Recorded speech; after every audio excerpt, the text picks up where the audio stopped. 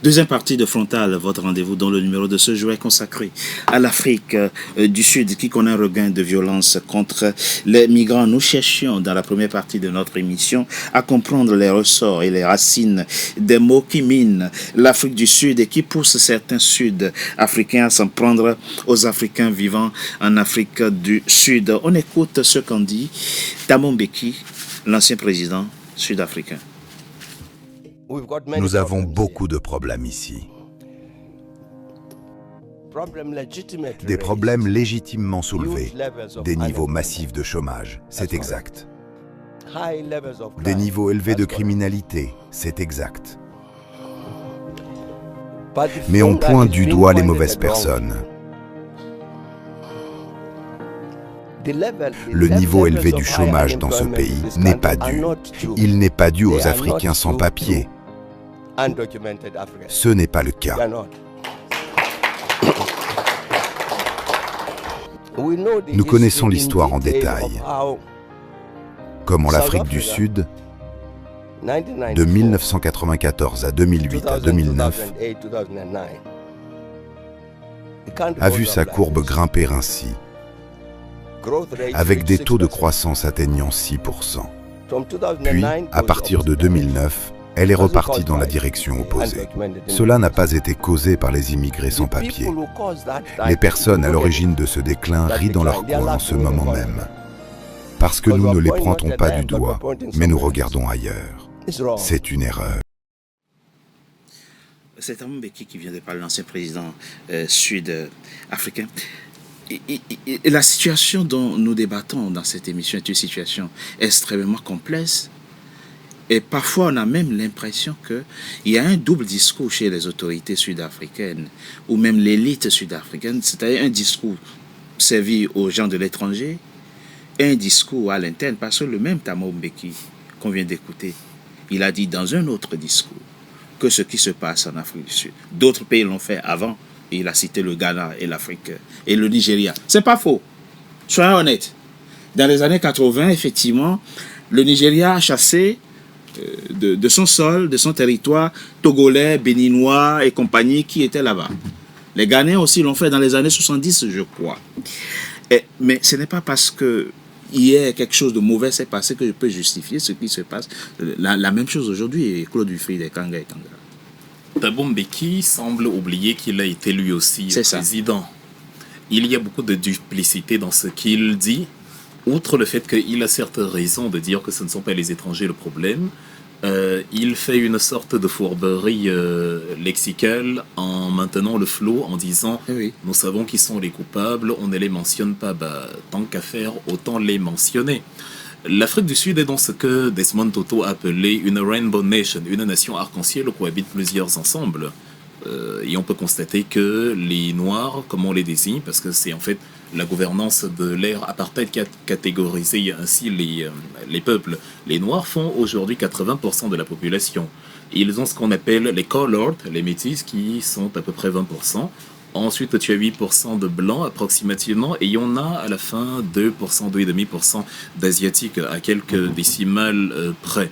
Et on peut constater depuis les années apartheid, avant même qu'il ne soit institutionnalisé, il y a une loi sur les terres indigènes qui date de 1913, dans laquelle, justement, l'ensemble des terres arables a été attribué à la minorité blanche. Bien sûr, les Afrikaners, oui, qui ne font même pas 10% de la population. Et c'est encore le cas aujourd'hui. Lorsque Cyril Ramaphosa, le président actuel, en janvier 2025, a décidé de promulguer une loi sur la redistribution, justement, des terres, dans un souci d'équité, bien sûr, parce qu'on n'a pas besoin d'expliquer à un cerveau rationnel pourquoi il n'est pas normal que moins de 10% de la population possède les 3/4 des terres arables.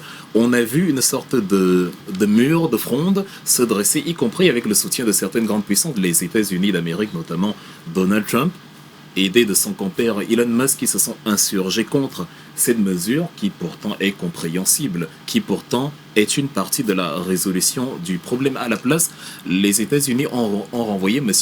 Ibrahim Razol, l'ambassadeur sud-africain des États-Unis, qui était déclaré persona non grata, et ont menacé de supprimer l'aide à la santé et d'imposer plus de 25% de droits de douane. Donc en fait, on voit en fait les tenants de l'establishment et de la domination de l'oligarchie économique actuelle qui, évidemment, ne veulent pas qu'une réelle égalité soit instaurée. Et la population sud-africaine, comme j'ai dit, prise entre deux feux, entre cette minorité d'oligarques et l'establishment politique qui, lui aussi, bénéficie de cette situation parce que ni Thabo Mbeki, ni Jacob Zuma, ni Cyril Ramaphosa n'ont à ce jour réellement montré leur capacité à vouloir aller plus loin que ce qu'on imagine être vraiment audacieux et à accélérer, comme le défendait d'ailleurs le député des Economic Freedom Fighters, Julius Malema, accélérer ce processus de redistribution. Il y a beaucoup de langues de bois, on fait semblant de ne pas connaître d'où vient le problème et on se permet carrément de laisser la police encadrer, entre guillemets, mais encadrer quand même, ces répressions ou ces contrôles aléatoires décidés par la population au mépris des dispositions exclusives dévolues à la police. Donc, effectivement, il faut regarder les choses sous cet angle-là. Les Sud-Africains viennent d'une histoire très sanglante qui aurait dû les réveiller et leur permettre de comprendre que s'il y a bien un peuple qui ne peut pas faire ce qu'ils font là, ce sont eux. Lorsque les Boers, les Afrikaners, que ce soit les Britanniques, les Hollandais, les Français sont arrivés, déjà ils sont arrivés en tant que réfugiés. Oui. Louis XIV poursuivait les protestants en France. C'est ça. On les poursuivait en Allemagne depuis la réforme de Martin Luther, on les poursuivait absolument partout. Ils ont instauré une colonie de peuplement. Donc ils sont arrivés pour des questions déjà de survie, mais immédiatement sur place, ils ont appliqué sur les autochtones ce qu'eux-mêmes fuyaient ailleurs. C'est ça. Pas de droit, pas de citoyenneté, pas d'autorisation de franchir certaines limites. Et aujourd'hui, comme disait monsieur, on vit en fait une version simplement édulcorée de cet élément-là, mais qui est encore totalement présente et qui est simplement métastasée, que ce soit sur le plan citoyen, sur le plan politique peut-être un peu moins, mais ce n'est qu'une façade, sur le plan économique.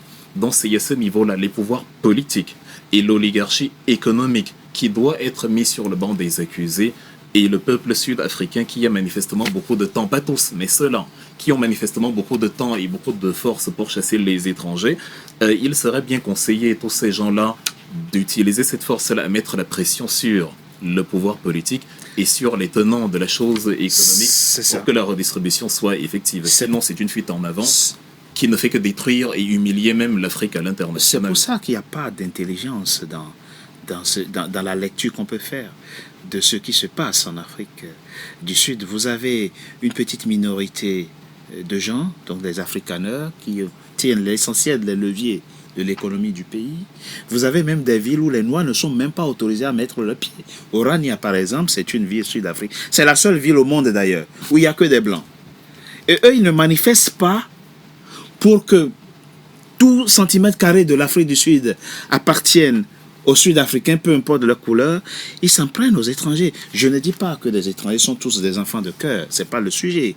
Il y a sans doute quelques Nigérians, quelques Ghanéens qui s'adonnent à de la criminalité. Il faut les identifier, les arrêter, les sanctionner et éventuellement les expulser s'il le faut.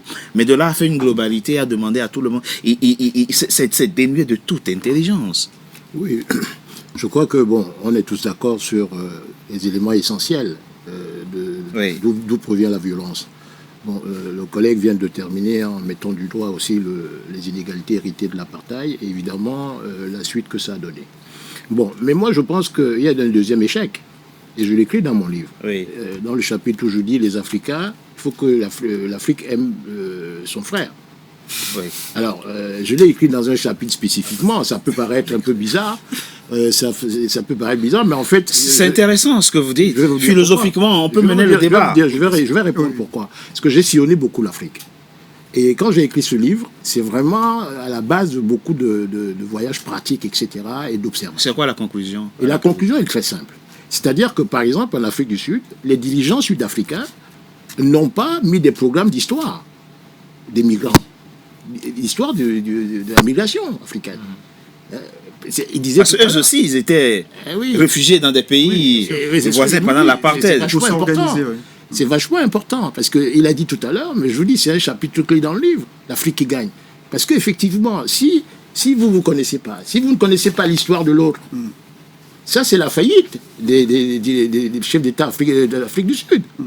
C'est ça le problème, c'est que En dehors de la minorité qui est peut-être une minorité qui n'est pas correcte, mais c'est à la marge. Mais il faut qu'on apprenne à se connaître. Des programmes d'histoire pour aboutir à une maîtrise des valeurs de coexistence. C'est pas seulement en Afrique du Sud. Hein. J'insiste. Par exemple, quand vous allez même à l'intérieur de certains États africains, c'est catastrophique. Non, dans certains États... Je m'explique pourquoi. Quand je dis ça, en fait, vous savez, comme on fait son lit, on se couche. Hein. Je pense que là, bon, comme l'a dit mon collègue, Tambo Boki, il esquive un peu la question. Oui, c'est ça. Machin, mais le véritable problème, il est là. Oui. C'est-à-dire que ces gens comme on laisse en Afrique du Sud, on ne les connaît pas. On les prend pour des gens qui sont des intrus, etc. Mais si un Sud-Africain, par contre, sur le plan économique, les Sud-Africains gagnent les marchés dans d'autres pays africains. Oui, et là, ça va leur coûter cher désormais, parce que donc, effectivement, les autres États ne veulent plus se laisser faire. Et ça m'amène à poser une question de droit. Et Brice, je suis en Afrique du Sud, j'ai construit ma maison à la sueur de mon front. Hein. C'est pas une subvention. J'ai construit ma maison, j'ai créé ma société, j'ai fondé ma famille, et du jour au lendemain, on me demande de partir. Mes biens deviennent quoi?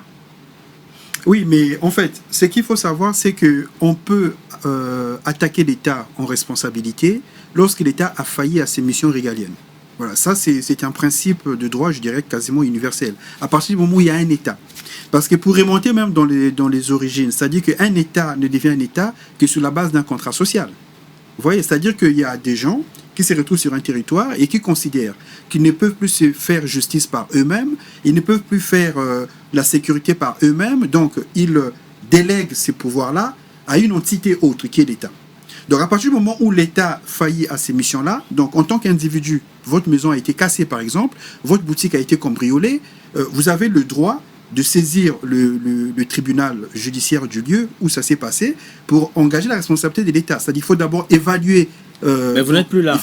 Oui, mais vous n'êtes plus là, mais ça ne vous empêche pas, puisque vous avez habité dans ces pays, d'avoir un avocat, d'engager Je pense que les États dont les ressortissants sont touchés, peuvent engager des procédures. C'est-à-dire qu'ils peuvent déjà commencer par la diplomatie, c'est-à-dire que inciter l'État sud-africain à mettre en place des commissions qui vont étudier et évaluer les dommages que les étrangers qui ont été chassés ont subi en Afrique du Sud, notamment faire des évaluations, des expertises pour évaluer la valeur des biens qui ont été cassés, évaluer la valeur des fonds de commerce qui ont été pillés.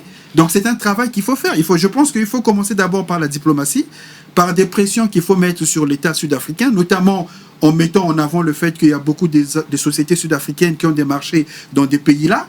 Et donc, de contrebalancer que si ces commissions ne sont pas mises en place, c'est le cas au Ghana, c'est le cas au Nigeria, des risques de non-renouvellement des contrats de ces sociétés. Donc, parce qu'on est dans un cadre de rapport de force. Donc, si l'État sud-africain ne veut pas prendre ses responsabilités, il faut l'inciter à prendre ses responsabilités. Et pour ça, il faut utiliser le rapport de force économique. Nous parlons là, Claude Dufride et Kanga, des drames humains. Parce qu'en réalité, c'est de ça qu'il s'agit. Quand Angolais, Ghanéens ou Nigériens, j'épouse une Sud-Africaine, que j'ai des enfants qui sont scolarisés en Afrique du Sud, et qu'on me demande, moi, de partir, je fais comment? C'est-à-dire que deviennent, par exemple, quand ces 300 Ghanéens qui sont partis, ces 1000 Mozambicains qui sont partis, ces centaines de Nigériens qui ont été chassés, que deviennent leurs femmes et leurs enfants sud-africains? Oui, c'est ce que j'appelais la dislocation du tissu socio-politique. Et même, monsieur le disait fort véridiquement, l'histoire doit être remise au devant de la scène. Parce que voir l'Afrique se déchirer de cette façon, c'est démontrer proprement une amnésie chronique et insupportable. Parce que nous venons d'un passé qui, en fait, pour dire qu'il est traumatisant, on utiliserait un euphémisme. Les Noirs semblent appliquer envers d'autres Noirs ce que eux-mêmes ont fustigé jadis. Déjà, il y a l'élément de l'hospitalité. Effectivement, au-delà des entreprises sud-africaines qui sont hébergées hors des frontières sud-africaines, dans mon pays, le Cameroun, par exemple, vous avez MTN qui a fortement pignon sur rue. À côté d'Orange Cameroun, c'est le deuxième opérateur de téléphonie. Il doit même être le premier dans plusieurs autres pays. Il y a aussi historiquement la capacité que l'Afrique a eu à héberger des victimes de l'apartheid n'est pas des moindres. Madame Myriam Makeba, qui avait épousé l'un des militants aussi de la cause noire aux États-Unis, monsieur Stokely Carmichael, qui justement se battait aussi aux États-Unis contre ce que les Américains appelaient les lois Jim Crow instaurées dans la période de post-guerre de sécession, malgré les tentatives d'abolition par Abraham Lincoln. Ils ont vécu donc aux États-Unis un mépris, une ségrégation, une humiliation, de la répression, beaucoup de sang. Et Myriam Makeba en Afrique vivait à peu près la même chose. Donc de part et d'autre de la mer, on avait deux entités qui connaissaient en fait ce qu'était la chosification de l'homme par l'homme. Et un pays comme la Guinée-Conakry de Sékou Touré a hébergé pendant une quinzaine d'années Myriam Makeba. Bien sûr. Julius Nyerere dans le Tanganyika qui est devenu en 64 la Tanzanie, bien sûr. A eu énormément de problèmes. Il n'a jamais été tendre avec le gouvernement britannique qui refusait de durcir sa politique envers le gouvernement pro-apartheid d'Afrique du Sud. Vous avez des Thomas Sankara, vous avez même Seretse Khama, non loin au Botswana, qui, en tant que d'ailleurs citoyen africain ayant réussi une sorte de coexistence entre les communautés dans son pays, le Botswana, s'insurgeait contre ce qui se passait en Afrique du Sud. Vous avez le soutien international et continental global à Nelson Mandela. Que ce soit chez nous au Cameroun, il avait le soutien des gens comme Ernest Wangé. Donc, vous aviez un soutien énorme de l'Afrique face à justement cette hérésie, cette tragédie humaine, un chapitre obscur de notre histoire. Et aujourd'hui, on a l'impression que les Sud-Africains sont apparus ex nihilo, comme ça, et qu'ils ont totalement oublié ce qu'ils ont vécu. Et là, quand on regarde cette facilité à détruire dans des familles, alors qu'à l'époque, le régime apartheid interdisait, par exemple, les relations entre races différentes. C'est-à-dire, vous pouviez avoir une personne avec qui vous avez une bonne affinité, avec qui vous entendez, vous pouviez avoir des enfants, mais lorsque vous êtes démasqué, évidemment, on crée une césure entre vous et on disloque comme ça le tissu familial. Et aujourd'hui, ils répètent la même chose parce qu'une fois encore, ils sont incapables d'établir le bon diagnostic. Ils doivent comprendre, les Sud-Africains, que même si l'apartheid a été aboli sur le papier, dans les faits et dans les têtes, il y a encore des structures, non seulement de l'extrême droite noire, mais aussi de l'extrême droite de la minorité blanche, qui veulent la perpétuation de ces mécanismes. Quand on a essayé simplement pacifiquement de protester contre l'implantation de l'Afrikaans comme langue officielle à côté de l'anglais, on a eu en 1976 les massacres de Soweto. Absolument. Quand on a voulu protester pacifiquement, une fois encore, contre les passeports intérieurs qui avaient été instaurés, qui sont en fait la version ancestrale de Orania que vous avez évoqué, on a eu les massacres de Sharpeville en... C'est ça. Et tout à l'heure... Et à chaque fois, le reste du continent a protesté contre. Hein. Oui, et tout à l'heure, j'évoquais le fait que, justement, quand le président Ramaphosa essaye de mettre sur pied une sorte de loi d'équilibre, on a encore l'establishment soutenu par la première puissance économique et militaire mondiale, les États-Unis, qui essaye d'empêcher cela et carrément entreprend de sanctionner l'Afrique du Sud. Monsieur Ramaphosa a même cédé à une intimidation puisqu'il a nommé Rolf Meyer, issu du Parti national, qui était jadis dans le gouvernement apartheid, même si, dit-on, il a contribué plus ou moins à la réconciliation.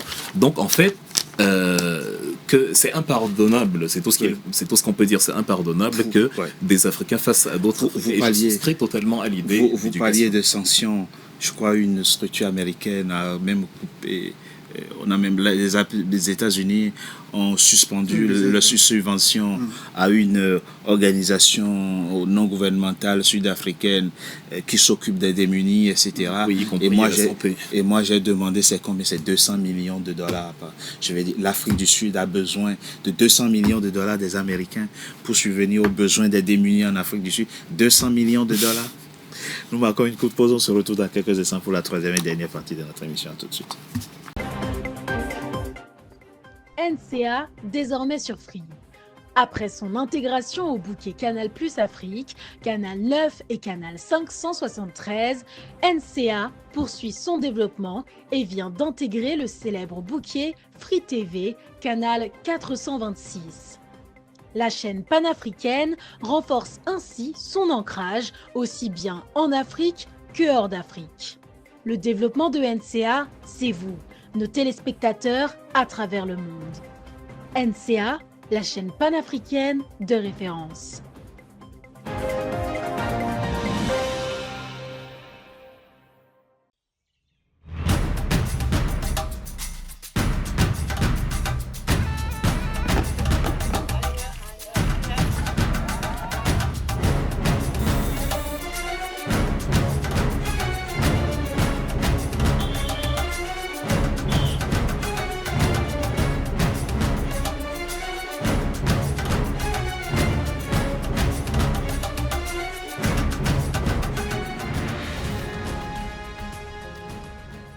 NCA, la nouvelle chaîne africaine. NCA, the New African Channel.